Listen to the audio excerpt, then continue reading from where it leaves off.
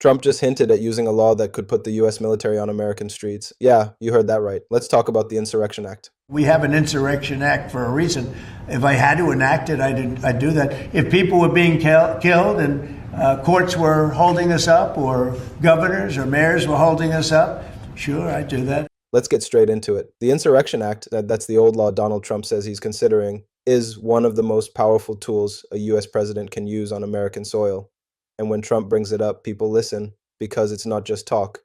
This law lets a president send in the military to handle unrest inside the United States. Now, normally that's illegal under something called the Posse Comitatus Act, which basically says the military can't act like police inside the country. But the Insurrection Act is the exception.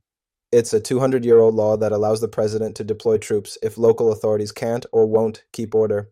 It's been used before. Eisenhower used it in 1957 to enforce school integration in Little Rock. Kennedy and Johnson used it during the Civil Rights Movement. And the last time was in 1992 during the Los Angeles riots. So yeah, it's rare and controversial every single time.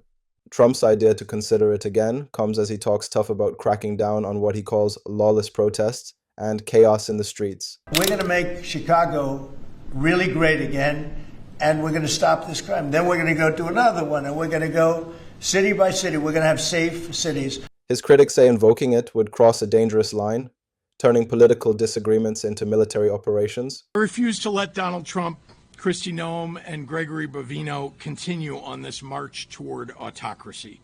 The state of Illinois is going to use every lever at our disposal to resist this power grab and get Noem's thugs the hell out of Chicago. Supporters, on the other hand, argue that the president has every right to use federal power if cities are in crisis. But here's the real catch. The law never clearly defines what counts as an insurrection. That means the president gets a lot of freedom to decide what qualifies. And that's exactly why legal experts and civil rights advocates are worried. Invoking it could test the very limits of presidential power and push America into another constitutional fight. So, when Trump says he's considering the Insurrection Act, it's not just campaign noise. It's a serious hint at using one of the strongest, most controversial emergency powers a US president has. And if he ever pulls that trigger, it would change the country's political and legal landscape overnight.